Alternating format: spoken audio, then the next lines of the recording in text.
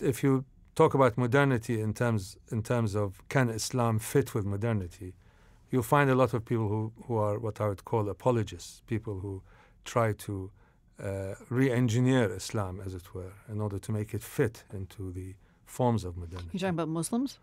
Muslims, yes, in particular. A lot of the Muslim discussions or argumentation or discourse on Islam, especially those who are seen to be sort of committed Muslims, is basically an apologist argument as to why Islam is not really incompatible with modernity. My contention is that Islam is not incompatible not with modernity, but with certain aspects of the way that modern life is evolving. And I think to claim that Islam will necessarily produce the same kind of structures that modernity has, I think is not correct.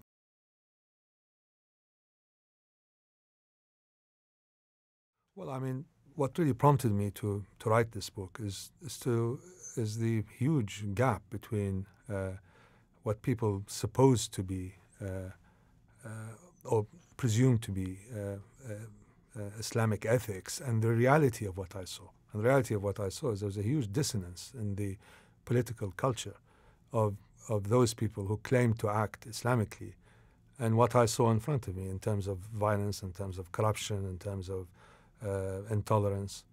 And because I knew that Islam understood and interacted with and engaged properly or appropriately would not lead to these outcomes. And then I saw people whose entire political program is based on Islam as an ideology produce these incredible outcomes which led, in the case of Iraq, to a near civil war, huge killings, ethnic cleansing, and incredible levels, squalid levels of corruption.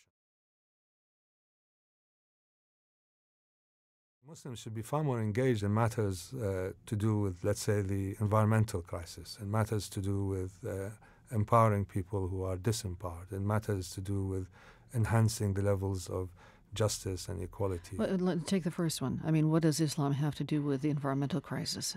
Well, if you are imbued with the Islamic spirit, you treat nature as a manifestation of the divinity, and therefore it's appropriate treatment, the way you engage with it. You don't abuse it, you don't overexploit it, you consume less within your abilities. It's a kind of antidote, as it were, to the excesses of the modern consumer culture. And Islam, I think, tends in that direction, tends towards balance and equilibrium, tends towards treating things with the right courtesy, with the right appropriateness.